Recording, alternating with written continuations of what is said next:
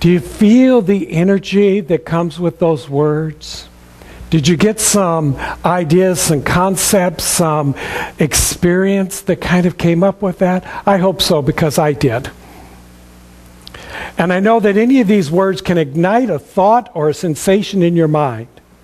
In fact, I would suggest that you take one and that you carry it with you throughout the week. I've chosen to take wholeness throughout the week. And so last night when I went to bed, I repeated that word as I was falling asleep until I woke up and it was still there. Wholeness. Wholeness. And I must say, I had one of the best night's sleep that I've had in a long time, and I sleep well. But it was really incredible to realize how taking one simple word and taking it within, taking it in as a sacredness, and repeating it and holding it dear. Not in that way of willpower, like I have to hold on to it because if I let go, I'll lose it. But holding it as one would do in the embrace of their arms of the beloved. Wholeness. That is what I choose to be this week. And what I know that no matter which word I choose, that all of them go along with it. Because there is no separation in the universe. There is no separation in the mind of that which I call God. So if I bring forth wholeness, I'm also bringing forth all of the others, healing and purpose and mental and spiritual. All of those come together. It's like the little trains we used to play with. They're all connected. And when the engine moves, all of the cars follow it. That's the way these words of truth work in our life. So as you take this word throughout the week, I suggest that you put it someplace where you can see it. Write it down. Journal on it. Think about it.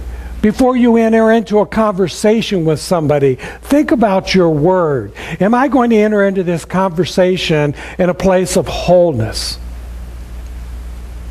And it will change. I guarantee you, it will change the way in which you approach life and the way in which you approach individuals.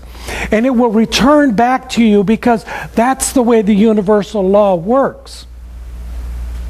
And this idea, as Ernest Holmes says, we work at the mental level. So there is a process by which we have come through because we are already spiritual, we are eternal, we are immortal. So we are part of that one life that is forever going forward and upward. And you can't get away from that. But what happens in the process of becoming human is that we come into this world, into the physical plane, and when we arrive here, the physical plane becomes in that sensation of something that feels kind of dense. It feels heavy. There's weight to it. There's gravity that comes with it. There's aging that happens. There's a whole physicalness that goes on with being human. But it's not the essence or the truth of who we are because we are spiritual. It's just the experience that we are having. And if you know that this is an experience, and if you move to that place as I do, that I believe that this is just an experience, that I am more than this, I am more than this body, but I'm here having an experience, why would I not want to make it the greatest experience that I could bring forth? Why would I not want to celebrate this experience in every moment, in every day, in every way that I possibly can? Well, sometimes life shows up that says, I don't want to celebrate this. But if I can move through that, if I can move into that space where I say, but I am wholeness, And I can celebrate that even though it may not look like it's whole, perfect, and complete to me right here, right now. I can celebrate it, and I can bring it forth, and I can discover the joy and the wholeness right in the midst of all of the chaos that is going on. And that's how I sleep well at night. And that's how I'm always filled with the joy and the love of this world. Because I understand that there is something greater about to happen. I know that we are living a principle that allows us to heal any condition, to improve upon any experience, to bring forth the greater abundance that has already been laid out before us. We just have to wake up to realize that it's there. If you take this word and you carry it throughout the week, I guarantee you, by the end of the week, you will have a significant event in your life. Now, I'm not talking about some kind of significant drama going on in your life, or even a profound, earth-shaking experience, but a significance that happens within your mind. And I'm not even speaking of the brain, I'm speaking of the mind, that which is even greater than all of this that shows up in the physical form. We have a mind that is infinite, that knows all. We just have moved into a place of dense physical form that we are unable to always see the truth and the perfection that already is there. But people have been proving this and demonstrating this throughout the history of humankind.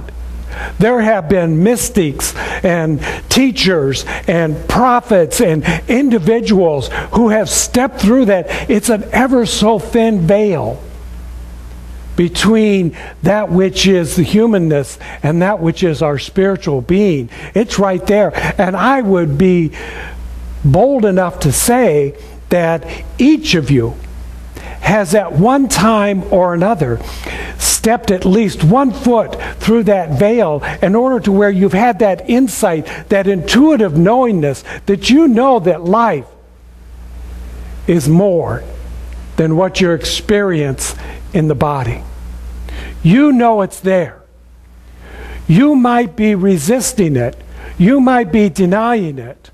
You might be afraid to speak of it because you're going to think, oh, if I tell people I did that, they'll think I'm crazy. Maybe I am.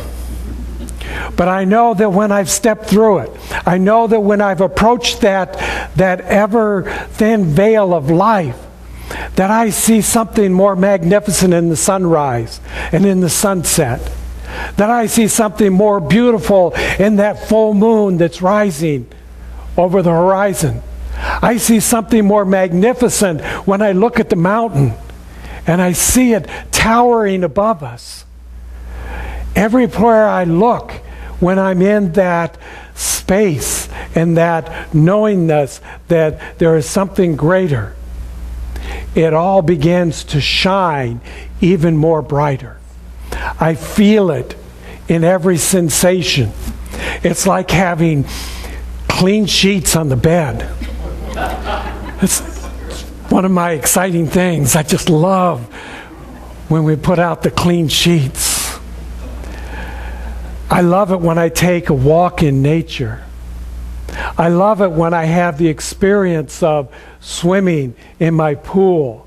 These are physical sensations that bring an awareness to me that there's something greater in life than what shows up on CNN or any of the other networks. Because they're focused on something that is the drama and the tragedy and the experience and the downside of life. And if I go there too often, I start believing that that's the reality and that's the truth. And if I start believing that and if I start focusing on that, then that's what I'm going to attract into my life. So either I